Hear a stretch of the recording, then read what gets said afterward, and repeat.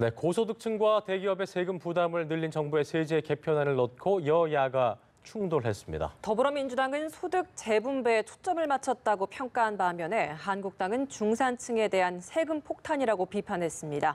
국회 연결해 보겠습니다. 강민경 기자. 네, 국회에 나와 있습니다. 이번 세제 개정안 중 최저임금 인상을 둘러싼 근로장려금 확대 방안을 놓고는 여야가 대체적으로 동감하고 있습니다. 그러나 고소득층에 대한 과세 문제를 놓고는 아직까지 여야가 첨예하게 대립하고 있는 상황인데요. 더불어민주당은 지속가능한 성장과 소득 분배에 초점을 둔 개정안이라고 평가하며 국회의 원만한 협의를 촉구한다고 말했습니다. 특히 종합부동산세를 놓고는 종부세 과세가 예상보다는 약한 수준이라서 야당 측면에서도 큰 반대가 없을 것이라고 평가했습니다. 그러나 당장 자유한국당부터 반대하고 나서는 상황인데요.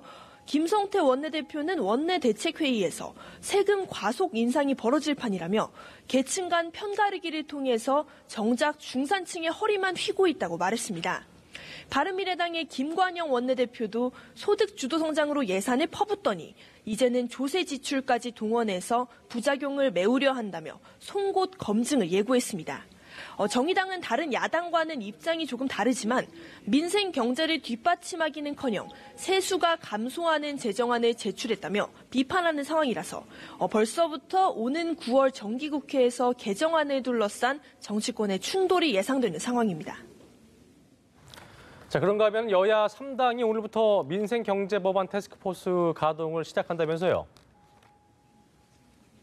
네, 그렇습니다. 여야 3당 원내수석부대표와 정책위의장으로 구성된 민생경제법안 TF가 조금 전에 첫 협상을 시작했습니다.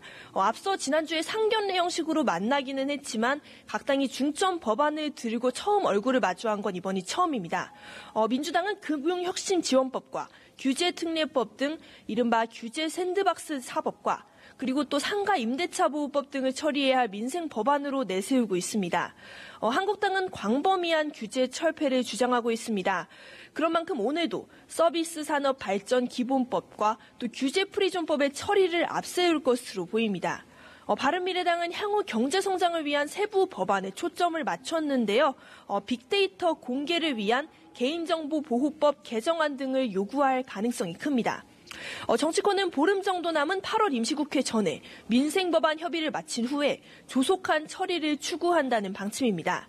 다만 규제 개혁의 정도 등 민생법안 각각을 둘러싸고는 여야의 미묘한 입장차가 감지되고 있고요. 또 앞서 나온 세법 개정안 등 또 다른 사안으로 정치권이 부딪혀서 국회가 파행될 가능성도 쉽게 배제하긴 어려워서 상황을 조금 더 지켜봐야 할 것 같습니다. 지금까지 국회에서 연합뉴스TV 강민경입니다.